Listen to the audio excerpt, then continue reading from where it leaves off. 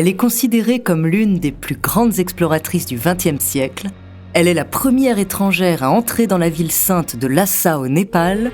Féministe, orientaliste, philosophe, elle dispose de nombreuses cordes à son arc. Son nom, Alexandra David Néel. À travers ses périples, découvrez sa true story.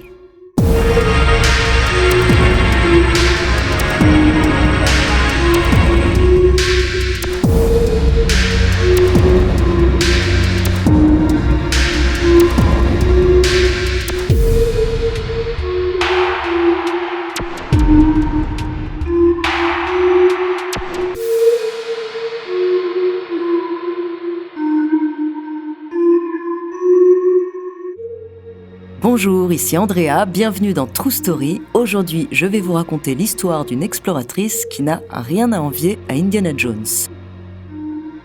Merci beaucoup Fabienne de nous avoir suggéré son histoire.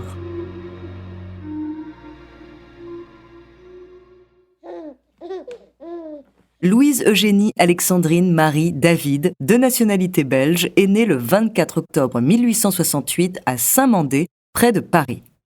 Elle est fille unique, sa mère, espérant un garçon, ne s'en remettra jamais.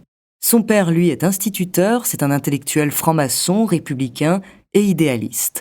En 1851, il s'oppose au coup d'État de Louis-Napoléon Bonaparte et il est expulsé de France. Il s'exile alors en Belgique et épouse Alexandrine Borgmans.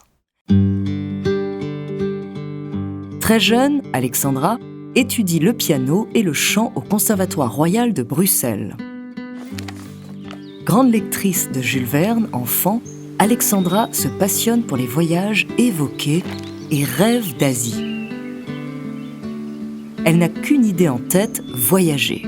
Pour partir de cette maison hantée par sa mère, dépressive, suite à la perte de son garçon, quelques mois après sa naissance. D'ailleurs, à 5 ans, elle se perd pendant plusieurs heures dans les bois de Vincennes. Quelques années plus tard, adolescente, elle s'enfuit de Belgique et embarque avec ses propres économies pour l'Angleterre.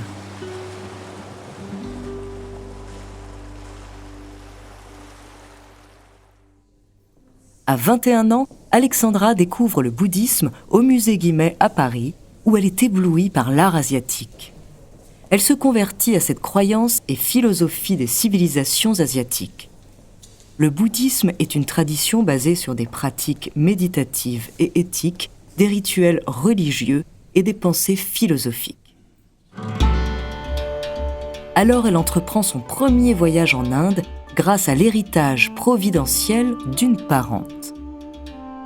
Quand elle revient en Belgique, Alexandra se rapproche de la pensée anarchiste grâce à un ami de son père. Elle écrit dans un traité « L'obéissance, c'est la mort ». Chaque instant dans lequel l'homme se soumet à une volonté étrangère est un instant retranché de sa vie. Elle dit aussi que les femmes doivent échapper à la tutelle de leur mari en travaillant. Ainsi, Alexandra commence une carrière artistique de cantatrice. Au cours des saisons de 1895 à 1897, elle est la première chanteuse à l'Opéra d'Hanoï en Indochine. Elle y interprète le rôle de Violetta pour la Traviata, ainsi qu'un rôle dans Carmen. De 1897 à 1900, Alexandra partage sa vie à Paris avec le pianiste Jean Auston. Ensemble, ils écrivent Lydia, un drame lyrique. En 1900, un contrat la fait voyager à Tunis. Là, elle rencontre par le plus grand des hasards Philippe Néel, ingénieur en chef des chemins de fer tunisiens. Ils se marient après 4 ans de relation, pendant lesquelles Alexandra était sa maîtresse. Ses premières années de mariage l'ennuient. Leur relation, bien que pleine de respect, est parfois orageuse. Alexandra refuse de faire la cuisine, d'accueillir des amis de Philippe et ne veut pas d'enfant. Alors, Philippe lui propose de voyager. C'est ainsi que leur relation se termine en 1911, lorsqu'elle part en direction de l'Inde pour la 3e fois. Elle lui annonce qu'elle part 18 mois, mais Alexandra restera finalement en Asie pendant 14 ans. Les deux époux resteront très proches et échangeront plus de 3000 lettres.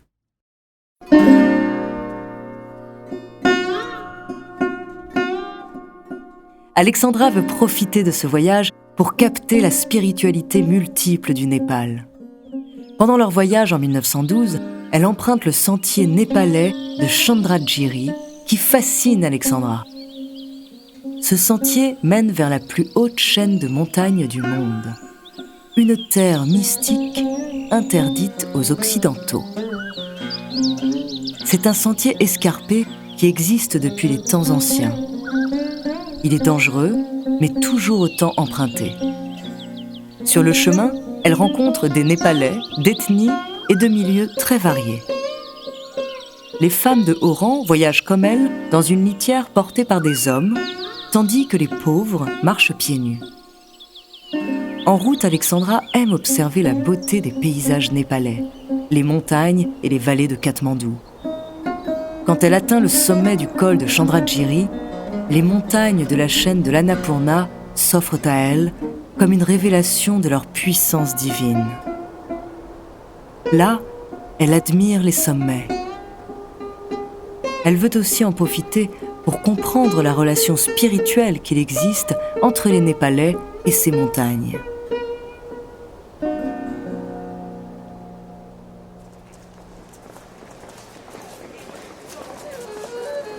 Fascinée aussi par les paysages d'humains, de retour à Katmandou, la capitale, elle est surprise par l'effervescence qui se ressent dans la ville. Lors de ses voyages, l'exploratrice croise une véritable mosaïque de croyances et de cultures.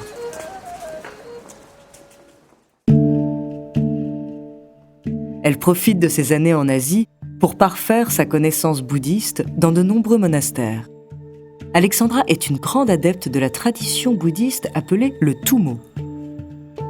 C'est une pratique spirituelle qui a pour but de repousser les limites de résistance au froid. La nuit tombée, l'exploratrice s'assoit jambes croisées sur les rives d'un cours d'eau non gelé. Au préalable, elle plonge dans l'eau des draps qui gèlent et sortent raides. Là, elle enroule le linge autour d'elle pour le dégeler et sécher son corps. Elle répète l'opération jusqu'au lever du soleil. En Inde, elle se lie d'amitié avec Sidkeong Tulku, prince et chef spirituel de Sikkim. Le souverain demande même son aide à l'exploratrice pour réformer le bouddhisme qu'il trouve arriéré. Pendant son périple, elle rencontre le 3e Dalai Lama, Thubten Gyatso. C'est la première fois qu'une femme européenne rencontre cette haute autorité spirituelle. Dans l'un des monastères, elle rencontre le jeune Apur Yungden.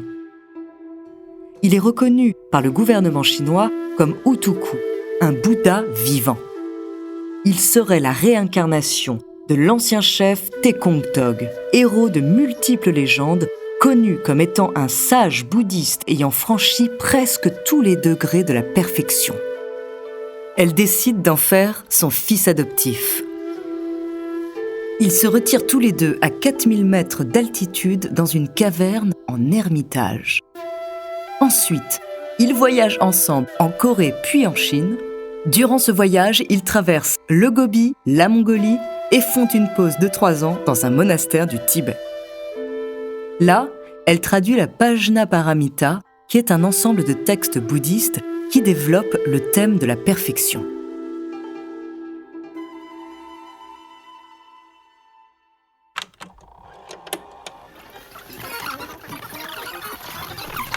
Octobre 1923. Alexandra se déguise en pèlerine tibétaine.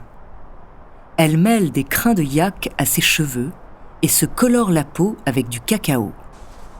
Yungden, lui, se vêtit comme un moine. Ils partent direction la ville sainte de Lhasa, capitale du Tibet, interdite aux étrangers. En 5 mois, ils marchent sur plus de 2000 km. Sur la route, ils mendient leur nourriture en l'échange de prophéties révélées par Yungden. Alexandra observe beaucoup les coutumes des Tibétains pour s'en imprégner.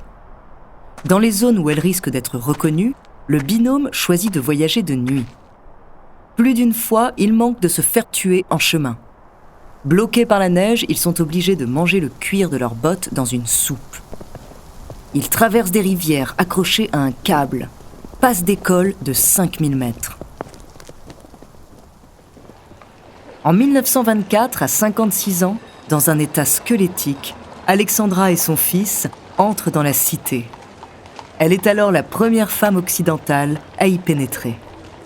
En entrant dans la ville, en contemplant le Potala, le palais-forteresse du Dalai Lama, elle clame, comme les autres pèlerins, « Iya Gyalo », qui veut dire « les dieux ont triomphé ». Alexandra et son fils restent 2 mois à Lhasa. Pendant leur séjour, ils visitent la ville et les monastères aux alentours. Alexandra est finalement démasquée et dénoncée au gouverneur de la ville.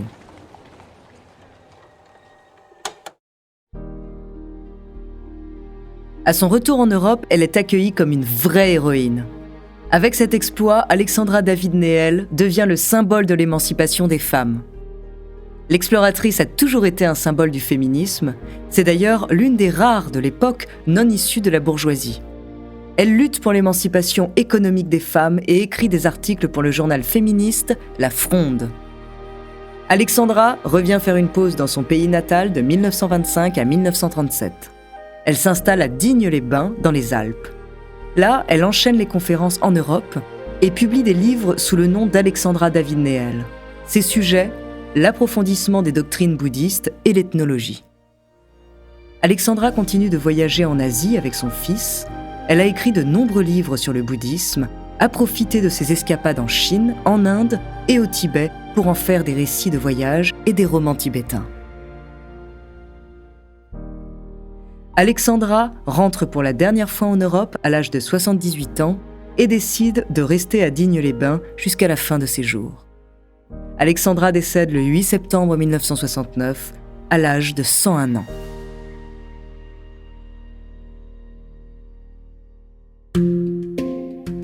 L'exploratrice continue d'inspirer les voyageuses d'aujourd'hui comme Priscilla Thelmon qui parcourt 5000 km sur les traces d'Alexandra David Néel. Sa maison à Digne-les-Bains, baptisée en hommage à l'exploratrice Samten Dzong, ce qui signifie « résidence de la réflexion », est visitable. Un bâtiment voisin abrite un musée qui lui est entièrement consacré. Vous pouvez redécouvrir l'histoire d'Alexandra David Néel dans la BD « Une vie avec Alexandra David Néel » de Fred Campois et Mathieu Blanchot. Ils y racontent son périple à Lhasa et certains faits moins connus du public. Merci d'avoir écouté cet épisode de True Story. N'hésitez pas à le partager.